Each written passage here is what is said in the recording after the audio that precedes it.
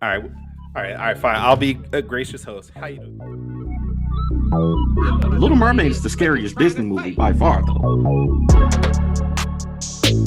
Why the hell is Ace Blade in your Kickstarter? Some comics. I'm getting controversial today. We're gonna get controversial today with my proudest moment is this interview and being able to talk to you two.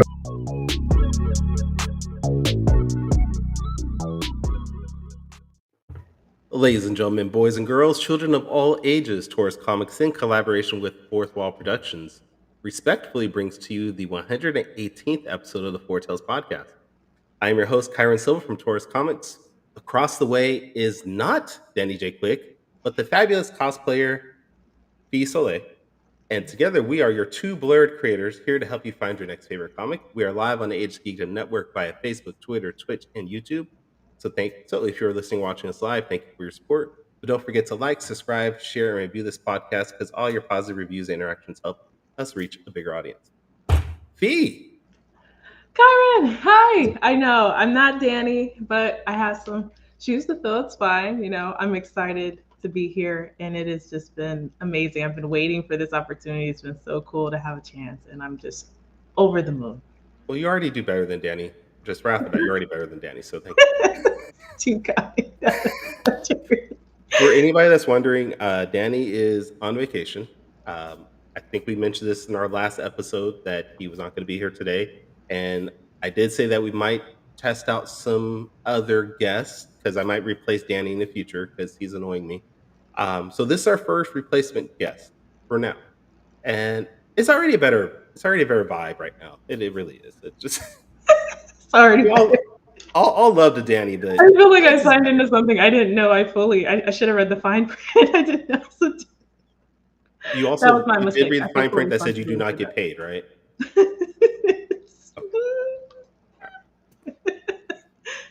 So for anybody that doesn't know you, Fee, tell our audience that maybe isn't used to you, maybe doesn't watch you on 5-Star Fridays, which they should every other Friday starting next Friday.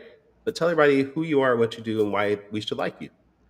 Oh, right. Well, I guess that's a great proposition. Hi, everyone. My name is Fee Soleil, or Fee Soleil, either one, or Fee, whichever you prefer, whichever one is easier.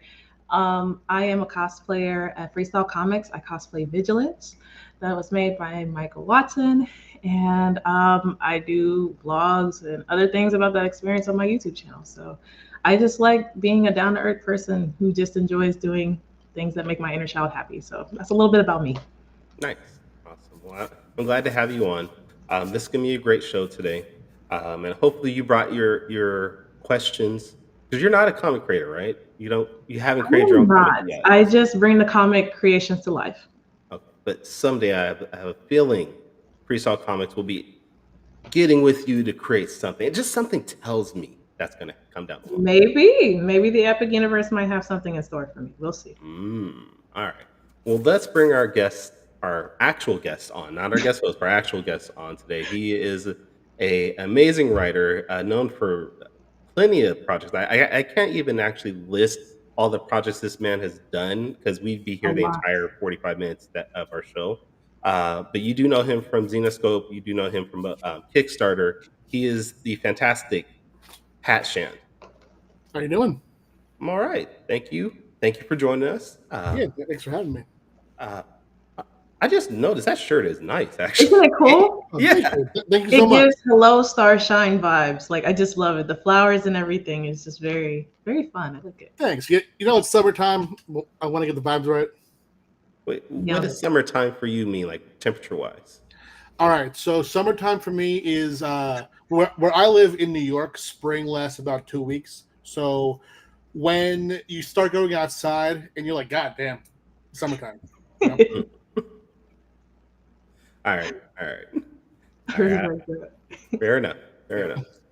Well, thank you for being on. I've wanted to have you on for a while, more to pick your brain and to talk to you because I've caught you with Travis on his show a couple times. I follow you on Twitter, and you're always a wealth of knowledge. So thank you for being on.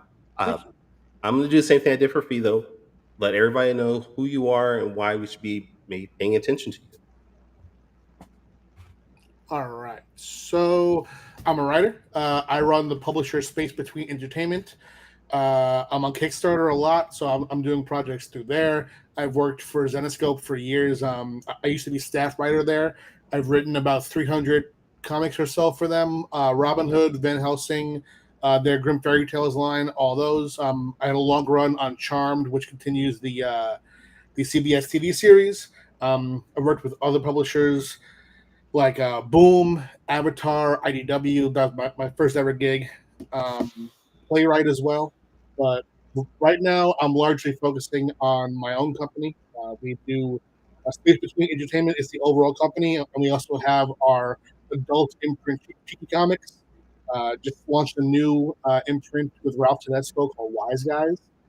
Uh, so just bunch of comics. I have a podcast as well, and some short media, some vlog. So I'm trying to do everything. Trying to do the new media stuff as well as the publishing. But yeah, it's me. All right. I mean, that's a lot. If I Don't had a just, hat, I would tip it to you. My goodness.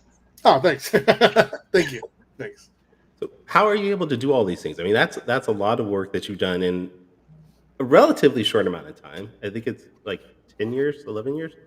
Yeah, for me, it's been first gig Oh, was 13. 2011, so Yeah. it's been about 13 years now. But the truth is that I've been writing for my whole life.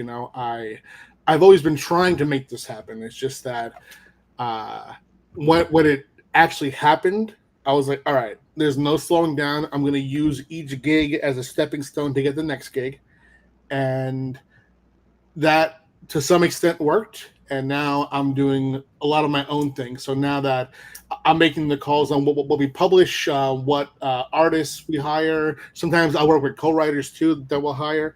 Now that the ball is in my court, I'm trying to make sure that we're active.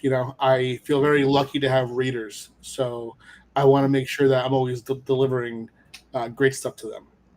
Mm. I love that. Play the field and then you make a field of your own. Yeah, pretty much, yeah. I couldn't have seen us becoming what we are now. I always when I first started to write, I always pictured myself writing for other people, other publishers, and honestly doing a lot more in the prose area, novels and stuff, short stories. And I'll get back to that. I did some licensed ones for a while, some Marvel stuff, but the truth is that when I saw what Kickstarter was and how it could help creators sort of free themselves from the cycle of having to knock on doors all the time. Can I have this gig? Can I do this? Can I do that? I got really excited, and now Kickstarter is. I still do the other stuff, but Kickstarter is the primary focus of my marketing, of my publishing, launches, all that. Wow. I mean, you've been very successful with Kickstarter over the past 7 years. I mean, not to put your finances out there with it, but you've been extremely successful than most people have. Do you remember at what point you realized this is a platform that could be valuable for me as a creator compared to going through Zenoscope or Marvel or anything like that? Yeah, sure, for sure. There was the point where I saw what it could be, but it took years for me to actually hop onto it. Actually, back in 2012, Zenoscope did the Grim Fairy Tales animated series Kickstarter, and that was my first time seeing a publisher uh, use it, and their numbers were incredible. I mean, you compare back then to now, and even back then, the numbers would be amazing if they happen now as is. Great Kickstarter, and I was very impressed. And in the years following, I saw creators, both big and small, even corporations. I mean, back then, I don't know if it was CBS or Fox, but whoever had Veronica Mars had the creator of the TV series take it on Kickstarter and build enough funds to greenlight a movie. So back then I saw what it could be. I saw creators using it for years, but it was my first one that I realized that I have something here that I have to really lean into. I did Destiny New York Volume 1 on Kickstarter, in September 2016, and I was, it wasn't the easiest campaign. The goal was 20,000, which is crazy for a first time launch. Absolutely insane choice on my part, but I believed in the book, and we hit goal just about. We got the 21 and change, and in the years that have followed, it's been uh, seven, it's been 8 years now. It's been almost 8 years, and we have six large volumes of Destiny New York. We're working on seven now. We have multiple spin-offs, big old art book. So I saw what worked, and my first thought was, all right, so now I can do this series. But when I started doing that, I was thinking, at Zenoscope, I was writing 8 different series a month at some points, So I thought, I'm not going to just do this one. So I launched Destiny. As we were working on that, I did an all ages book called Clonsters with Amy Shand. And from that point on, my thought was, all right, we'll at least do one other series in between each volume of Destiny New York. And now, I think we're on pace to do 38 Kickstarters this year. So we went from one, like just alternating between Destiny and these other series to just creating a full publishing slate. Wow. Whoa. 38. Yeah, how do you juggle all that? I mean, that's a lot of work, even for doing one Kickstarter for most people is just a lot of work. But how do you juggle all that? It's a lot of work. I have a team that has helped me sort of remove some of the stuff that makes a Kickstarter completely time consuming for me. So, for example, before March of last year, every book that went out, from Kickstarter to my Etsy store, was packed with my hands. I packed all of them. But now I brought on a team of people that I grew up with. We're really a big family. My team. I host shifts every week, about 3 or 4 shifts to pack. So the pack them all. To this point, I'm still the one who is labeling the packages and sending the confirmations to the backers, so I know who's backing me, so I can keep track of the names. I actually was training Amy to do that last week. So the more that I can kind of pull back and have other people at least able to do my side, like the admin stuff, the more clear-headed I'll be able to be on the creative side and the more global business decision side, because the truth is that I still am probably on the ground more than I should be, and it takes a lot of time, and every day is pretty much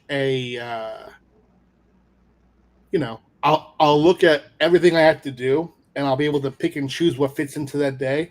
And because I'm not only a business person, I'm also an artist, a creator. I have to also feel the vibe, and there are some days that feel like I will be able to perform best at a series that I don't really need pages for yet. But I'll sometimes make that call, where I'll make the right call for the book, because at the end of the day, the most important thing is still that when a reader buys my work, they want they should be getting the best possible product. So as crazy as the business side has gotten, I have to see myself first as a creator. So I always lean into my creative impulses as far as that goes. It doesn't always make for the most sound business decision, because sometimes I'll have to push a book because I would have expected to get pages out for honestly, right now, Smoke Weed See the Future is a series that is a spinoff of Destiny New York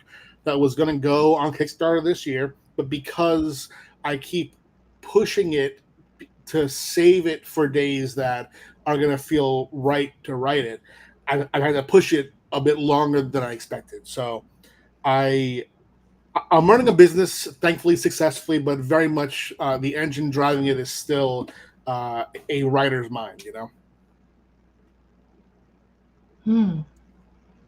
I saw that spinoff and I was like, that made me so curious. I was like, you are going to launch that like on 420, right?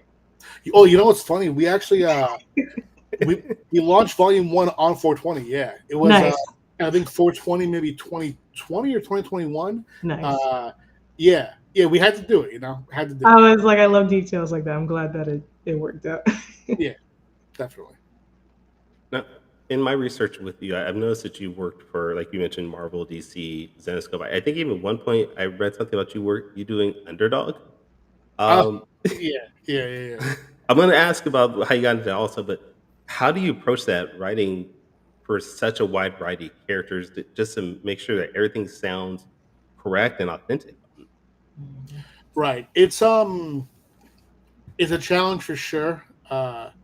It used to almost not be though, because when my writing slate was not based on my Kickstarter stuff and was just freelance stuff, I largely had a clear slate. When I started to research for Charmed, I was able to just watch the whole series and just take copious notes, just 3 full notebooks full of notes about the mythology, how the characters speak, little details to make sure that I didn't contradict anything.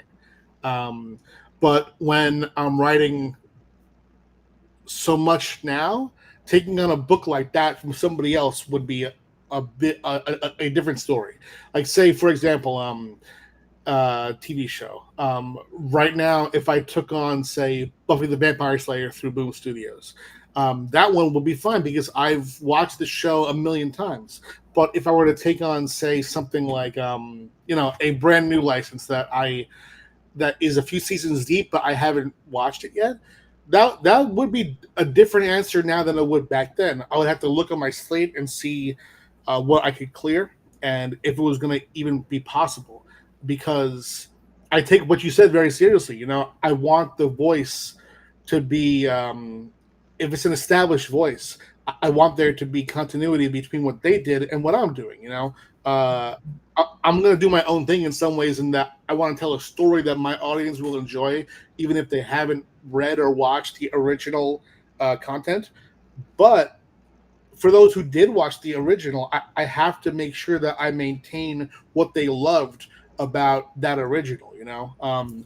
So I take that very seriously, and the answer is that I assess these projects, and if I'm not the right person to do it, I'll know pretty early on. But as far as how I do it, it's a lot of reading or watching, if it's TV, studying, breaking down speech patterns, and on something like Zenescope, where Zenescope, they have an expansive cast of characters, and it's all largely established characters because they existed before I was there, and there's a time where I was writing a lot of their books, so I was really entrenched. But now, for example, my one book at Zenescope that's consistent is Van Helsing. So they'll sometimes tell me that I'm going to have a issue where it crosses over with, say, the Gretel character, who I haven't read before. So I'll just ask for everything Gretel, and I'll read it, and I'll be able to glean who she is from those books. But that's because I'm so familiar with their universe.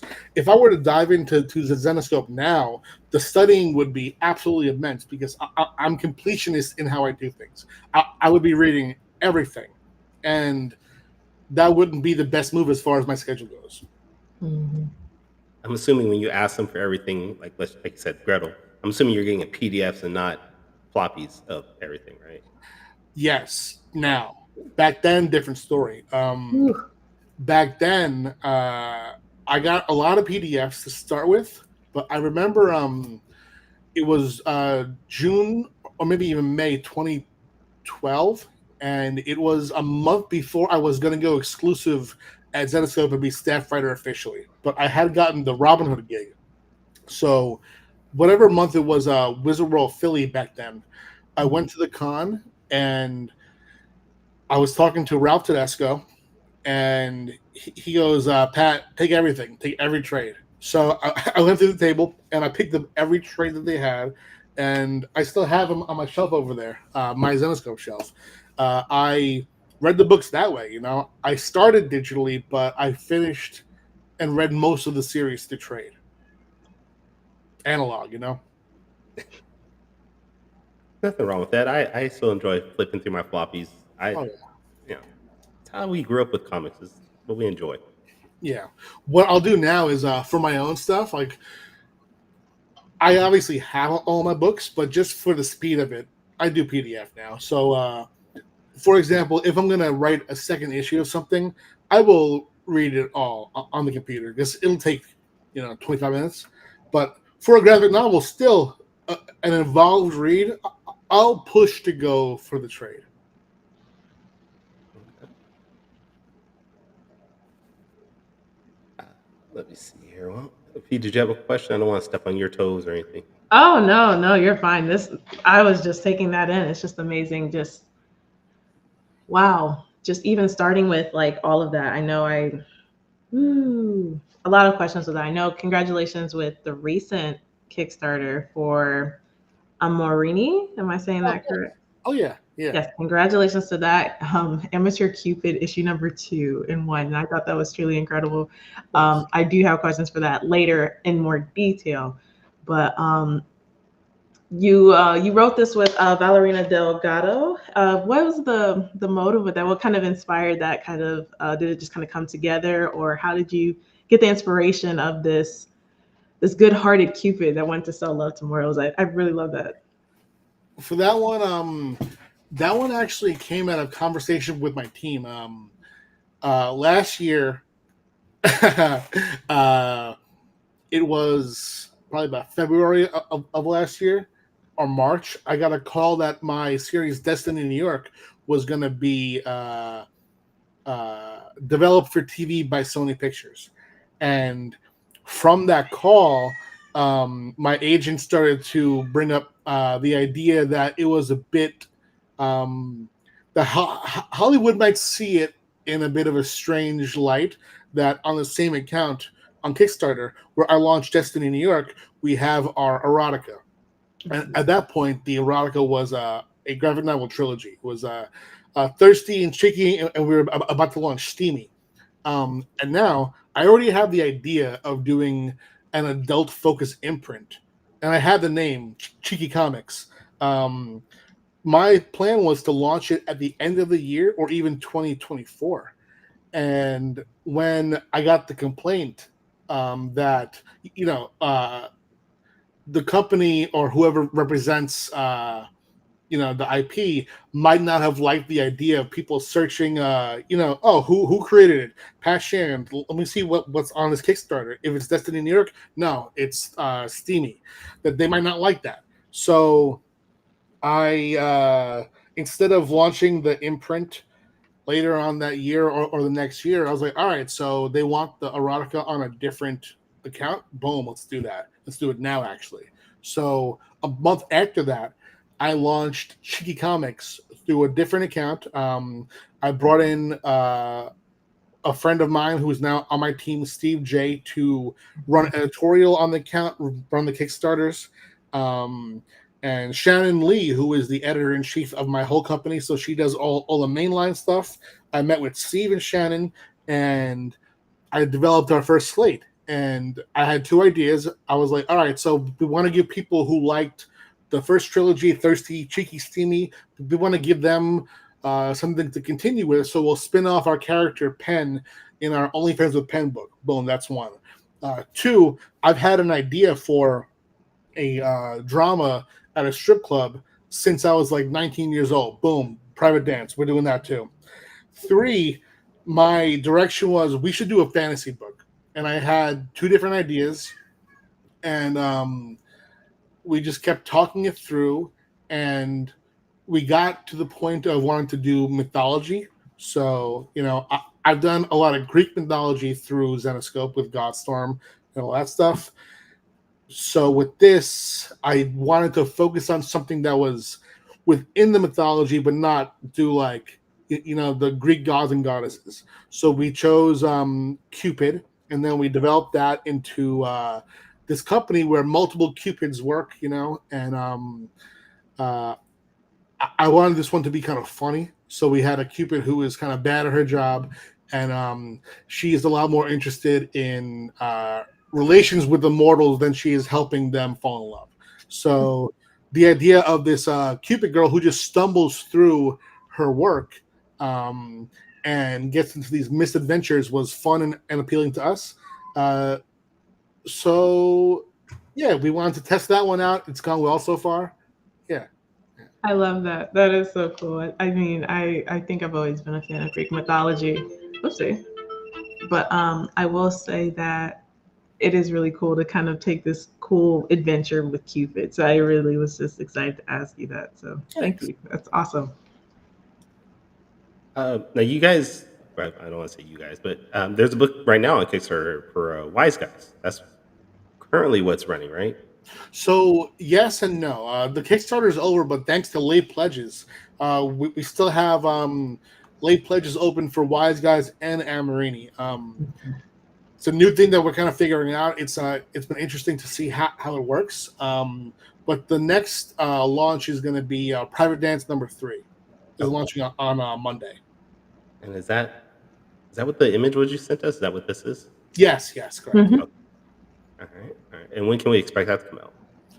That's going to launch on Kickstarter Monday the 17th at 10 a.m. Eastern, and it will be delivered during the summer. Goodness, just on the go. I just commend your work ethic. It's absolutely incredible. Whoopsie. Oh, I don't thank know. It's funny. Yeah, with the Kickstarters, on the Cheeky account, where we have usually a 3-day span where we're not live. So, well, 2.5 days. We'll end a campaign on a Friday at 11, and then we'll launch the next one Monday at 10 a.m. Got you. That's incredible because you just got fully funded yesterday for Amorini, where it just completely closed officially. That's incredible. Thanks. Thank you so much. I think that also goes to what you're mentioning. You have a team now that helps you organize all these things, helps you put things together. So, I mean, it's great having a team, honestly, is what you're trying to tell us. That without a team, you can't really do a lot of this on your own. It's true. Yeah, I'm currently working on pushing into Whatnot and Patreon. So today in our team WhatsApp, I was kind of saying who's going to be working on what. Going to have Anthony Stokes running the Whatnot for us, and I'm going to have probably Chris Halton, who is the group editor of our next imprint coming up called Dark Veil. He'll do a lot of Patreon work. But it's also, I go into these ventures, especially Patreon. Patreon is content focused. So I know when we do that, it's going to be a lot more work for me too, So as we take on these ventures, as much as I'm going to delegate to the team, a lot of the upfront stuff is going to be, coming down to me as well again.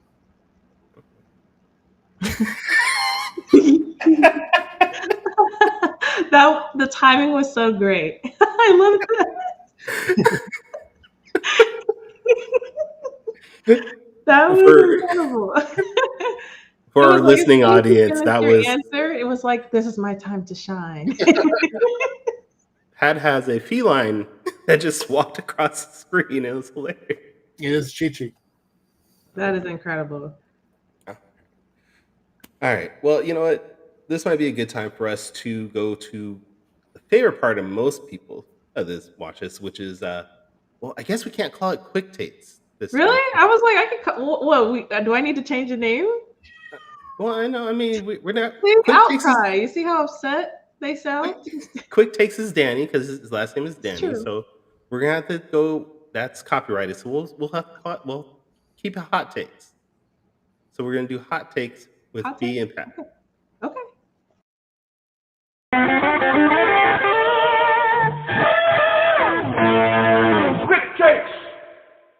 I love that.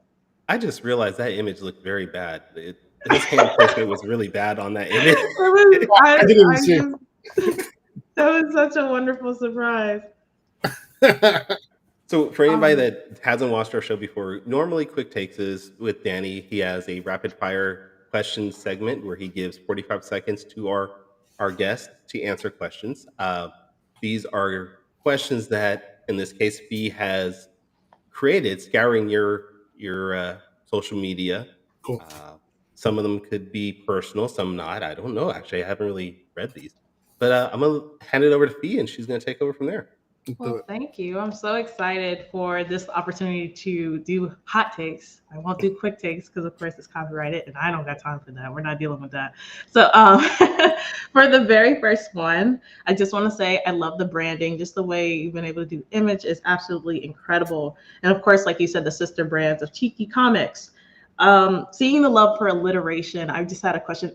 Was there a runner-up name that still kind of visits you every now and then that you still think about?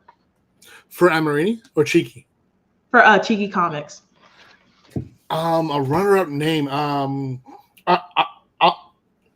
No, because it was inspired by the success of Cheeky, the actual graphic novel. That one was the one that made me realize, oh, we could do this outside of just the main line.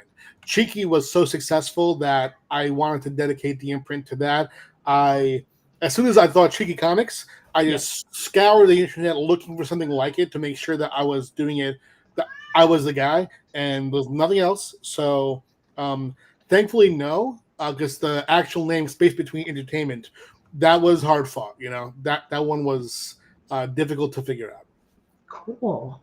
Well, yeah, no, I love it. I love alliterations, and I can definitely say cheeky is just the perfect word for that. So thank you. Keeping it cheeky, I noticed your fundraising goal for your recent one of Amarini was a specific fund goal number. Was this intentionally done, or is this the norm of what you guys do in Cheeky Comics? That's the norm. Yeah, every campaign that is a new book is set to 69,000. No, 6,900. So Like if you know, you know. exactly, yeah. If we do say like we'll do a campaign for exclusive covers for a convention that we're gonna do Exotica this year. After the conventions, I'll give backers a chance to pledge to those comics through a short campaign. That one I'm not gonna set that high, but all the other ones that are a brand new idea, we're going to set to 6,900. All right. Well, good job for keeping it there before the timer too. That's impressive because keeping the cheeky fun very quick in under 45 seconds. So commend you there. Thanks. So in one of your recent newsletters, I was reading, it said that 4 books is kind of like the sweet spot when it comes to persuading a publisher to side for you. How many times would you say you actually tried to win the lottery when it came to first starting out? Or was it something where you just was really ambitious and went from it and you kind of learned from it there? As far as shooting my shot with a publisher? Yes. Oh, so much. My my inbox, my sent box is still full of emails that have never been replied to, will never be replied to. Yeah, I try with everybody. Back then, I was just looking at every site, seeing the submission guidelines, and I didn't know at that point that truly the best way to make a connection with the publisher is to be at events and to make personal connections. Like the publisher that I've worked with on the creator-owned side is Black Mask Studios, and that came out of me hanging out with Matt Pizzolo, and then one day he DM'd me and said, "What you got?" I love that.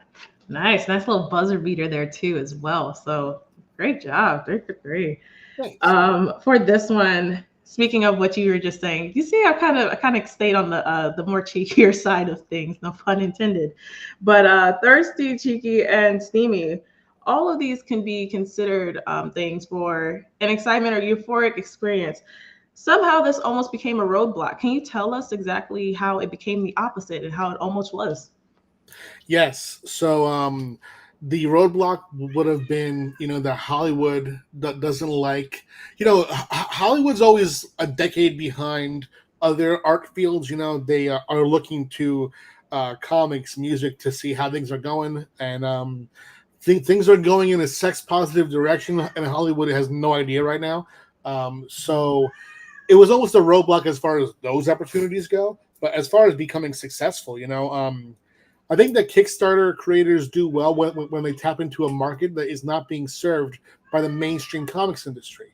And in prose, romance is the top genre. In comics, it's superheroes. There's little to no romance. So Kickstarter is where I take that stuff. Incredible. love that. That's incredible. Even got the quick little spin of the little cameo of Danny Danny Quick right there for a second. And so, lastly, of course, I still had to stay true to this one because Danny would do questions in honor of the show Top 5 with Morgan and Javon. And of course, since I've been on that show a couple of times, I want to make sure I kept that same cadence, kind of similar how you said you want to honor the style of something, even if it's carried on. I want to make sure I honored that. So I want to say I was doing a little research on your page, and so I saw that you have some experience with sipping some beverages with some questionable names, I've heard. So if you could give me the top 5 questionable names of drinks you've had and a little bit about the experiences of them, that would be just perfectly fine. Oh boy, oh boy. I'm not gonna remember 5, but I do know that at that particular coffee shop, I was with Matt Pizzolo and Joe Corallo, and there was beverages named over probably no longer acceptable terms for Inuits and for the Romani. So we were noticing some strange terms on the menu there, but those were the 2 that stood out to me for sure.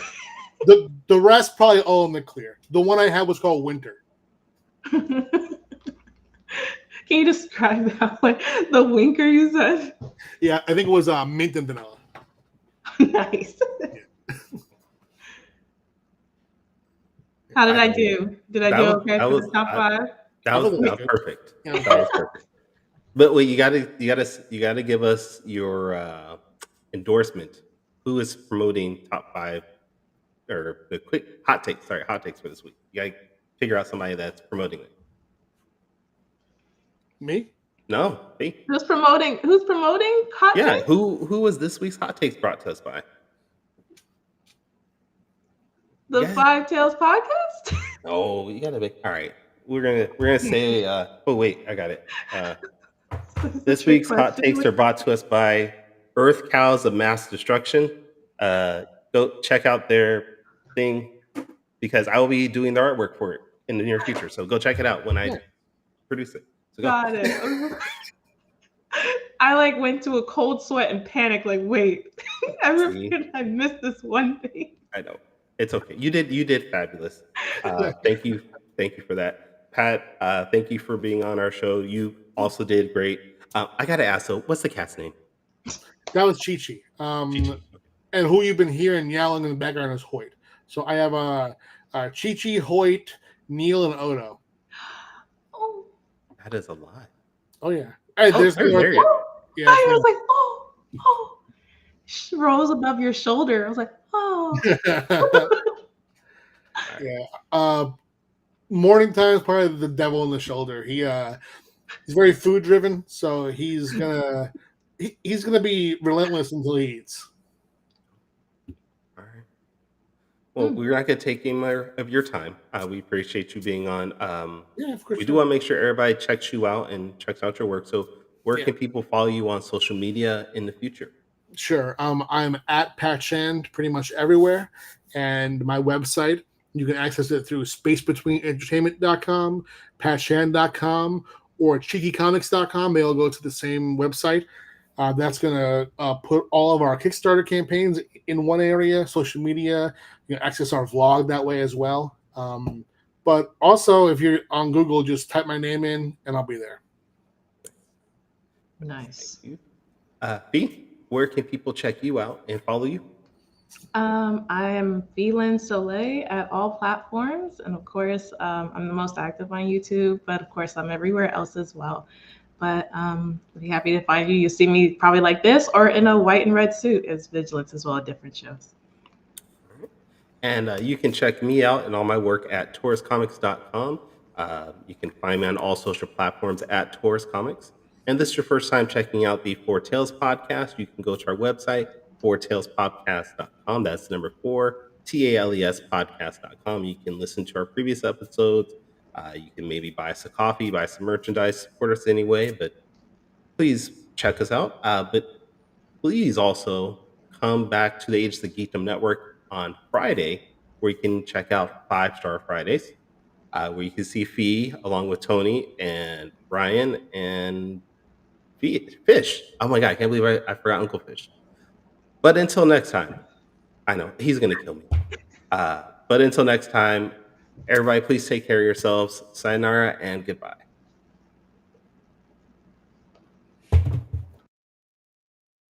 I